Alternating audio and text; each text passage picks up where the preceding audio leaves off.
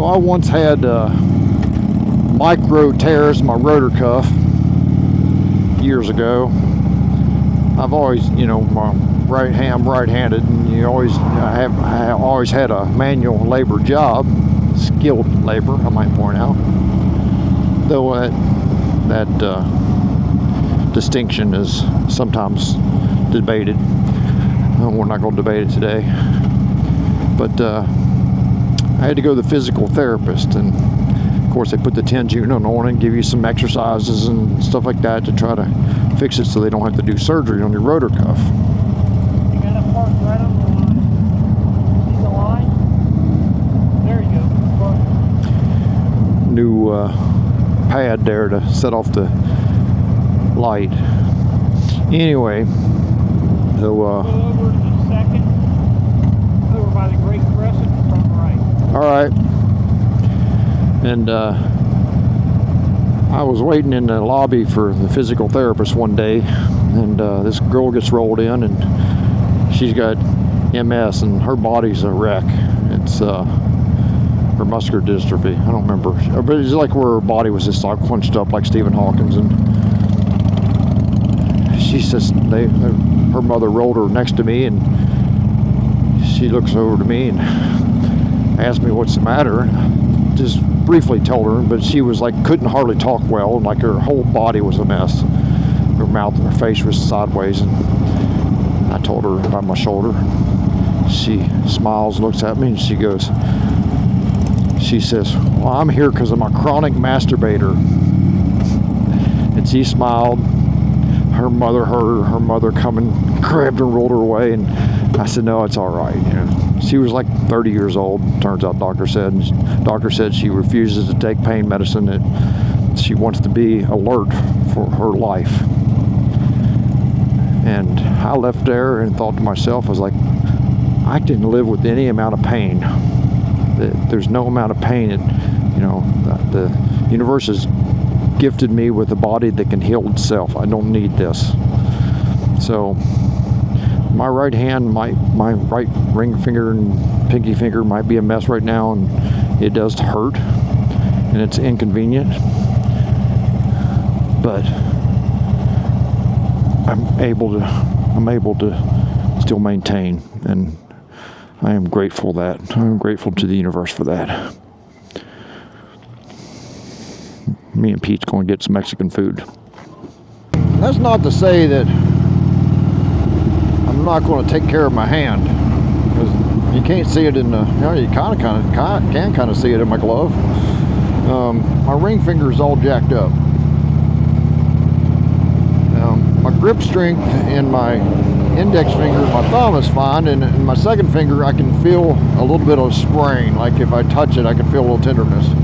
My ring finger and my pinky, though, are jacked up. My pinky finger doesn't hurt like the ring finger, and I can straighten my pinky finger up, but it definitely tingles. But there was all the stitches right at the pinky finger, so I figure that's the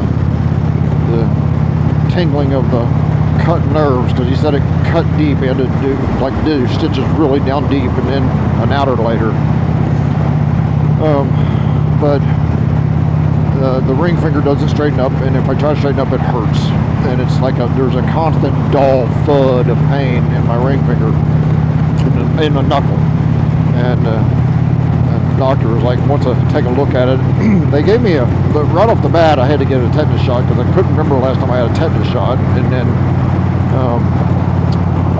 I got a ran antibiotics because it was a bad cut. And then after it was swollen really bad, and then I got some anti-inflammatories. The next one I went back to get the stitches taken out because of swelling. And then I went to the hand doctor, the ortho doctor. And he's like, oh, you still got a lot of swelling. And that was like a couple weeks after that. And so he put me on another round of anti-inflammatories. Well, because of that, it killed my arthritis. It's like I was trying to run and trying to get back in, I didn't want to run with my hand being all jacked up, because it was at that point it was like a constant. Every time your heart beat, you could feel the thud. And am I in sixth gear? I think I am. Yeah. Anyway, my arthritis in my hips and my shoulders. Every place that I didn't, you know, had a little bit of arthritis. My knees never hurt me over the years, but boy, after that second round of anti-inflammatories, my arthritis was like killing me. And it felt, and this is the way I've described it, is that it felt like I run a marathon every day. Like I wake up like sore, like go to get it out of bed, I'm like, what is this? And is this old age? And I'm taking glucosamine, and I was taking Tylenol, but it felt like it's killing my liver. You know, even before RFK said anything about it, I was like, something's just killing my liver. I got to quit taking this stuff. And when I did quit taking it, I did feel like, you know, I had a little appendix type pain, gallbladder, appendix, wherever. And that pain went away after I quit taking Tylenol. So there is something to that. And I know I should take aspirin every day because of my age, because of heart attacks and stuff, but I just can't take no more medicine. And I'm like, I haven't run since the move. I haven't run, and I really need to do that tomorrow. And I know that I can't just like go out and I know I could do it. I could do like, oh, let's go run 8 miles. Next day I'd feel like shit, so I'm just going to ease back into it. But I'm grateful that I'm able to do all that. And the doctor talked, the last time I went to the hand doctor, which I need to pay my hand doctor bill before I go back again. I'm getting phone calls from his office. I need to do it today. He said that there's a chance that I'll need surgery. Go in there and clean up the cartilage or find out what's going on with the tendons and, you know, stuff like that.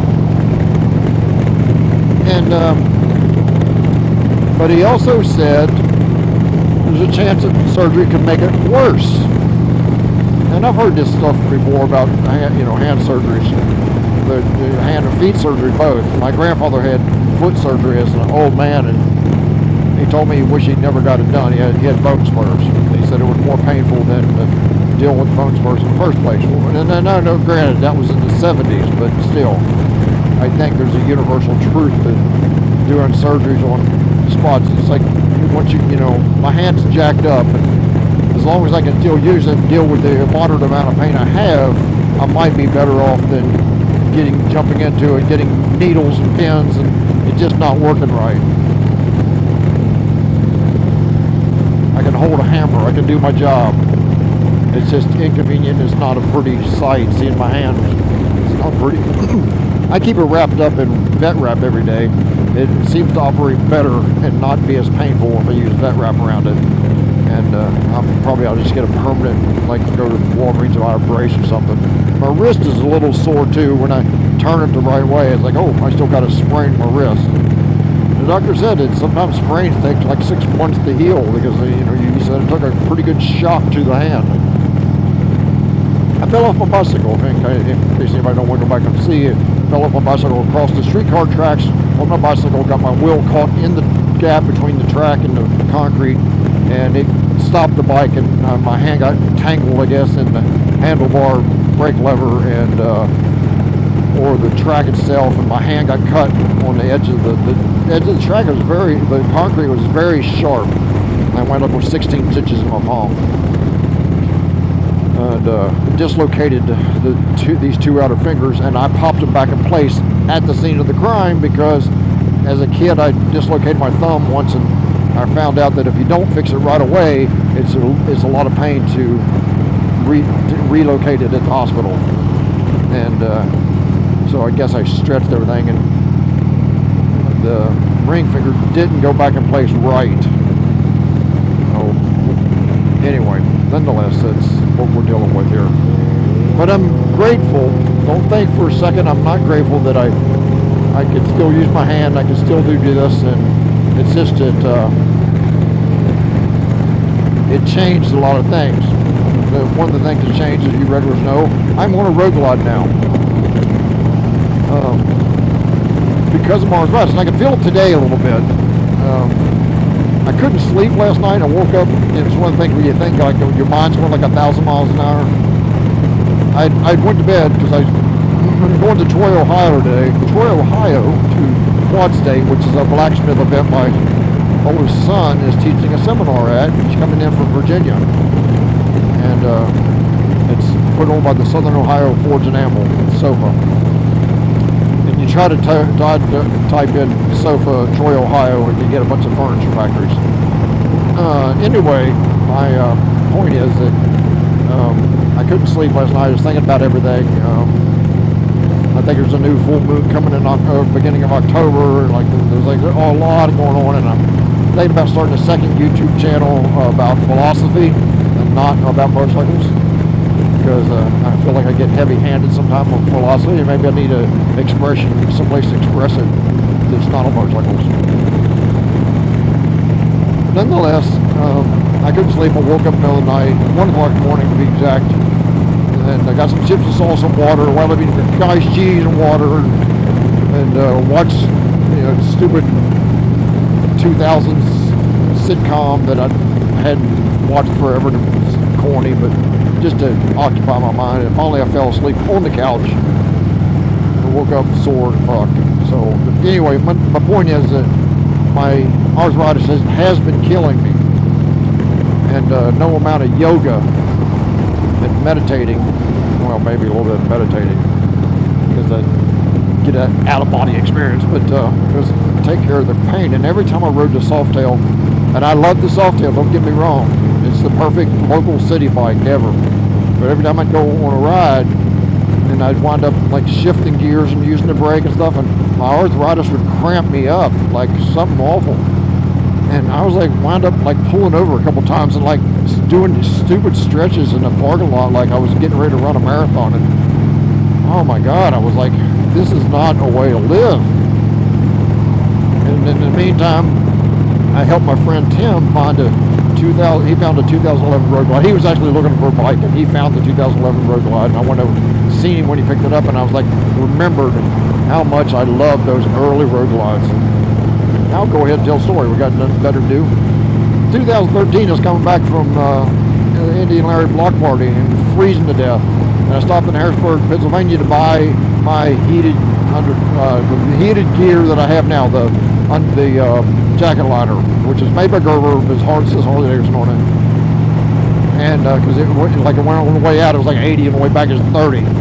Very typical block party weather. And on the way out, so I digress. On the way out, it used to be the block party was the same weekend as the York open house for Harley Davidson in York. On the way out, I seen all these baggers. It's the first time I'd seen these, like I'd seen street glides before. The new custom street glide scene, and all the mockery of black street glides had already started. Chrome billet. It just didn't interest me. But on the way out, I started riding out with a bunch of guys that were. I just met up with them at a gas station. Didn't know them. They just happened to be riding that way. I was going that way, and they had what I consider the first round of performance baggers I'd ever seen. They had taller shocks on the back, and I don't remember the brand, or I don't remember having nitrogen cars, but I remember being jacked up, and I remember having 2-to-1 exhaust and open air cleaners and T-bars. This one was really rough-looking street glide, wasn't that old, street on T-bars, and I was like, huh, I really dig that. That's kind of cool, And then we got out on the Pennsylvania Turnpike, and them guys ran off and left me, like hauling ass. I'm thinking, huh, that's cool. And they weren't a bunch of old men. So I didn't think nothing of it. But then I stopped at Harrisburg on the way back, freezing to death. No fairing, no windshield, nothing like that. And here pulls in these two guys on 2013, 11, something like that, 11, 12, 13. Road glides. It's road glides. And there's this one that was shiny black. And it was this, this early generation shark nose. The motor was blacked out, had just a touch of chrome, and he had all of Ness billet wheels on it, and a 2-to-1 thunder header. And I remember thinking how gorgeous it was. And I remember thinking to myself, I never paid that very much attention, because I always associated it with the Tour Glide with the big ugly turn signals in it, and I was thinking, oh, that was ugly. And that, the one I seen though, was gorgeous, shiny black, and had a little cut windshield. I I was like, I might be a bagger guy. And I then rode back first day at the State Line in Zanesville, Indiana. I've told the story many times. And met back up with the bagger guys in Zanesville. We partied in Zanesville that night. And that was in the height of fracking. Couldn't get a hotel room anywhere in Pennsylvania. Anyway, we all partied, and they was all riding baggers and talked about performance baggers. And I got back, I told my Harley dealer I needed a bagger, and that's when I bought my first Street Glide, the 2008 Street Glide, 96-inch 6-speed, and that's when I started riding baggers. And then went back and forth, because they kept saying I'm not a bagger guy. Fast forward to now. I took my Softail in, my Lowrider ST, in for I guess there's going to be two videos, the quad state and the telling of this story. So I'll have to find someplace up here and show you the bike. Nonetheless, I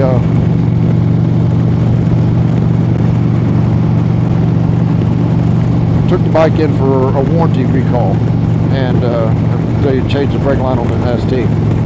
And while I was there, they said, you want to ride a new Road Glide? And I was very interested in that big infotainment center. So they put me on one, and it was cool. The map was really nice, because I do like maps. I've always been fascinated by maps. And I rode it, and I liked it, but I hated the seat. Now, the new handlebars are amazing. They're amazing. As further, they got them in the right spot. No matter how ugly they may look, they felt amazing. And I thought to myself, I was like, the first time in my life I'm buying a new motorcycle and I won't change the handlebars. But and I loved the being able to see the GPS and see the roads, and I was like, ooh, that's really cool. You didn't have to look down. It was like right there at face level, and I liked it. And I thought to myself, I was like, well, I wanted to change the seat. The new seats suck. It's gorgeous, but it sucked. It was like within 25 miles, it sucked. But what didn't suck was my legs going right into running board mode like this, bagger mode. And I rode about 25, 30 miles. And I was like, shit. I was like, this is what I gotta have again, because my arthritis is not killing me. And they got back and they run some numbers, and it was way expensive. Way expensive. It's more money, and God bless them. They're making a brand new motorcycle that's luxury. But I was thinking, like, I'm going to spend another $3,000 on this thing to, by the time I put some kind of slip-ons and a tune and left lane ends ahead. Well, let's get one up here and end it. End it on the bike anyway.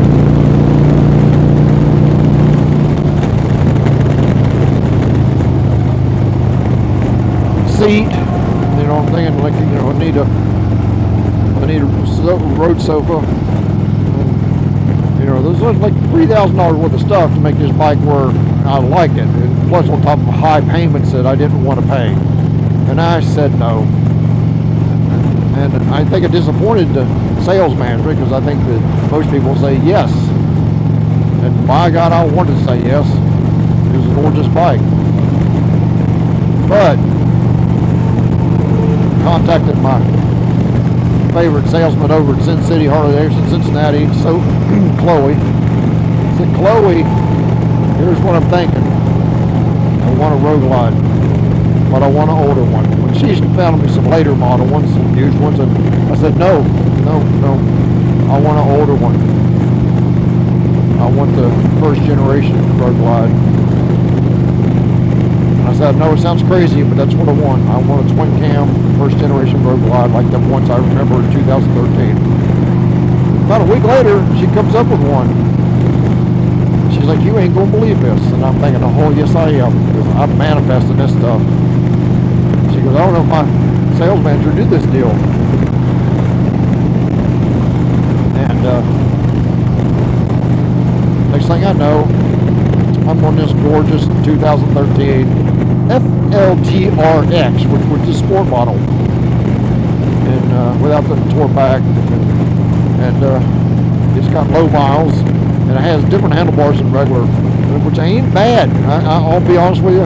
If I raised them up like 3 inches, they would probably be perfect. But I have something else in mind, which you'll see soon.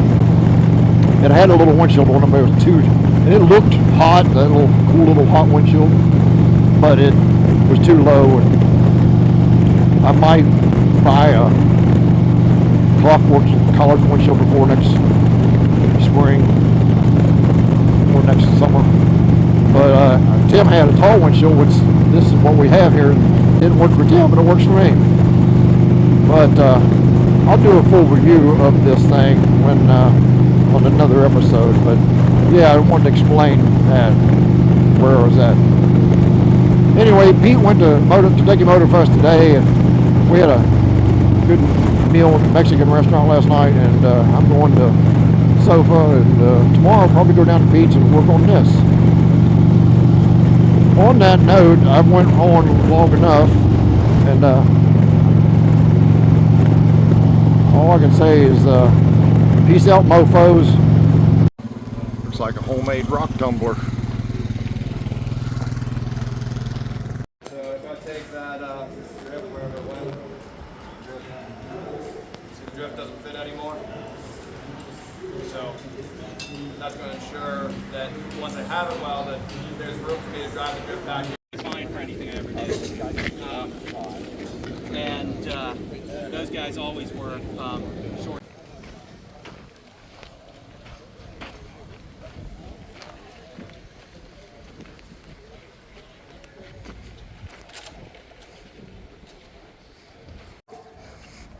You got to always remember that these anvils survived not being recycled during the war and turned into tanks or jeeps or whatever, or they didn't get melted down. They were survived when they really wasn't much use for them by World War II.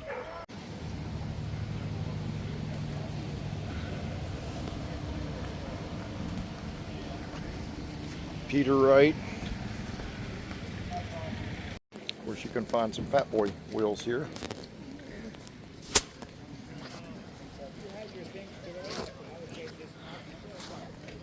Made in Finland. Interesting. Me and Eva are walking around at Sofa, and Southern Ohio Forge and Anvil Quad State show every year, and they claim, this is what the blacksmiths say, that blacksmiths built the tools that replaced their jobs, and it's probably true.